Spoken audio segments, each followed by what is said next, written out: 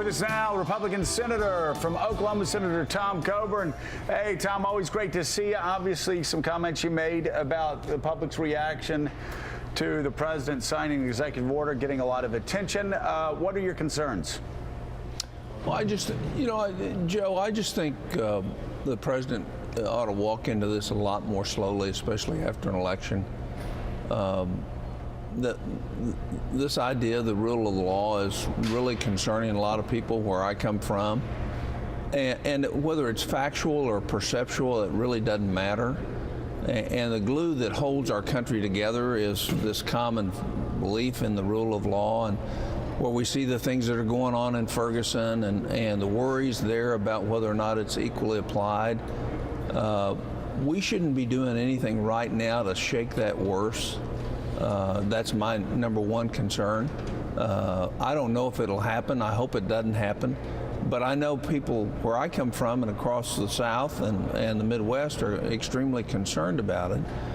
And I think the other thing that ought to happen is the president ought to be working out after this last election and saying, okay, let's find the areas we can work on that are in the best interest of the country, rather than start out with a unilateral executive order that will set a tone that I'm not going to be here for, but it's certainly not going to be a positive thing for the country or his administration.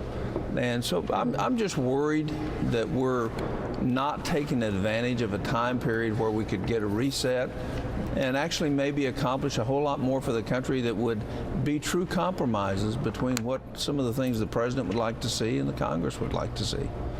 Jeremy. Good morning, Senator. I think what you touch on here, these emotions over immigration are very real and very raw, and the sense that there could be a convulsion after the president announces what he's going to announce is right. However, that energy, when turned against the Republican Party from within, I think can be a very destructive thing. And I wonder what you think the Republican Party needs to do in order to react to the president in a way that your base sees as sufficiently strong, but in a way that doesn't poison the party's reputation with the rest of the country. Well, the party's pretty straightforward. Is look, no matter what you do, you can have an executive order, you can do anything you want. If you don't secure the border and have a plan to secure the border, whatever you do today, you're going to be doing something else later. And so it's about applying common sense steps. Everybody wants to solve the problem. Even those of us that didn't vote for the last bill, we didn't vote for it because we didn't want to solve the problem. We didn't want to vote for it because we didn't want $10 billion wasted again.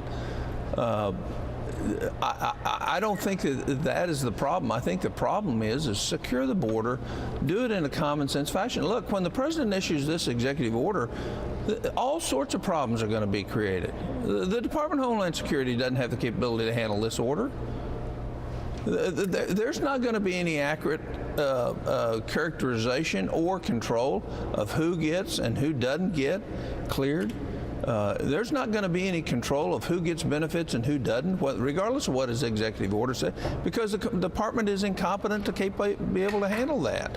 So why not, for our country's sake, for right now, after all this hard 4 years of Harry Reid's total dysfunctional running of the Senate, why not start off and let's try to say, let's start working together rather than let's not poke fingers in eyes.